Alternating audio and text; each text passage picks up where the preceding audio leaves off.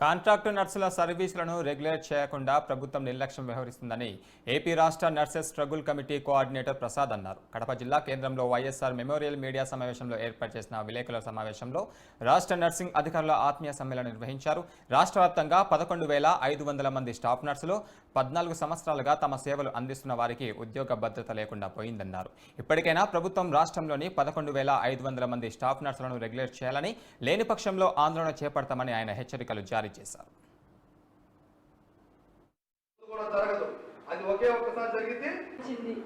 చాలా అంటే నేను స్ట్రగుల్ పడొచ్చాను. పాత హాస్పిటల్స్ ఉన్నాయా లేదా, పిహెచ్సీలు పెరిగాయా లేదా, రోజు అందరం కలిసి మాట్లాడాల్సిన రోజు అది త్వరలోనే ఉంది. ఇదే కడపలో మనం ఏర్పాటు చేస్తాం. Thank you very much. 500 మంది రెగ్యులర్ అవుతారు. ఎందుకంటే ఏ రాష్ట్ర ప్రభుత్వంలో కూడా అబద్ధం లేదమ్మా. మన సంఖ్యాబలం, మన ఆత్మబలమే మనం నిలబెట్టింది తప్ప ఇక ముందు చేయాల్సింది అది కాదు. మన బలాన్ని చూపించాలి. రాష్ట్ర నర్సెస్ స్ట్రగుల్ కమిటీ కోఆర్డినేటర్గా విధులు నిర్వహిస్తున్నాను. రాష్ట్రంలో దాదాపుగా 11,500 మంది నర్సులు గత 14 సంవత్సరాల నుంచి కాంట్రాక్ట్ విధానంలోనే కొనసాగుతూ ఉన్నారు. ప్రస్తుత ముఖ్యమంత్రి, అప్పటి ప్రతిపక్ష నేత జగన్మోహన్ రెడ్డి గారు అసెంబ్లీ సాక్షిగా ఇచ్చినటువంటి ఒకే ఒక్క మాట, మేము అధికారంలోకి రాగానే కాంట్రాక్ట్లో ఉన్న వాళ్ళని రెగ్యులర్ చేస్తామని.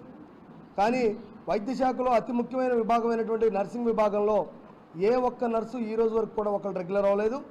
దాంతోపాటుగా మీరు హాస్పిటల్స్ పెంచుకుంటూ పోతే, మిషనరీలు కొనుక్కుంటూ పోతే అవి పనిచేయడానికి వాటి చేత పనిచేయించేది కూడా స్టాఫ్ నర్సెస్ అనే విషయాన్ని మర్చిపోతే ఆ మిషన్లు పనిచేయడం కూడా మానేస్తాయి. ఈరోజు కరోనా తర్వాత, కరోనా సమయంలో ప్రాణాలు కోల్పోతూ కుటుంబాలని దూరంగా చేసుకుంటూ కూడా అనేక మంది స్టాఫ్ నర్సులు విధులు నిర్వహించినటువంటి పరిస్థితి. అయినప్పటికీ కూడా కొంచెం కూడా స్టాఫ్ నర్సుల మీద రాష్ట్ర ప్రభుత్వానికి జాలి లేకపోవడం అనేది ఎంతో ఆవేదన కలిగిస్తుంది. రాష్ట్రంలో ఉన్నటువంటి స్టాఫ్ నర్సెస్ అందరూ కూడా డిఎంఈ, ఏపీవీపీ, ఎన్హెచ్ఎం, డిహెచ్ అనే విభాగాలతో పనులు లేకుండా అందరూ ఒకే వేదికగా రాష్ట్ర నర్సెస్ స్ట్రగుల్ కమిటీ పేరుతో ఈరోజు రాష్ట్ర ప్రభుత్వంపై తమకు జరిగినటువంటి అన్యాయం మీద వినతి పత్రాల రూపంలో చట్టబద్ధంగా ఎటువంటి ఇబ్బందులు కలిగించకుండా మేము మా యొక్క డిమాండ్స్ కోసం రానున్న రోజుల్లో స్ట్రగుల్స్ చేయబోతున్నాం.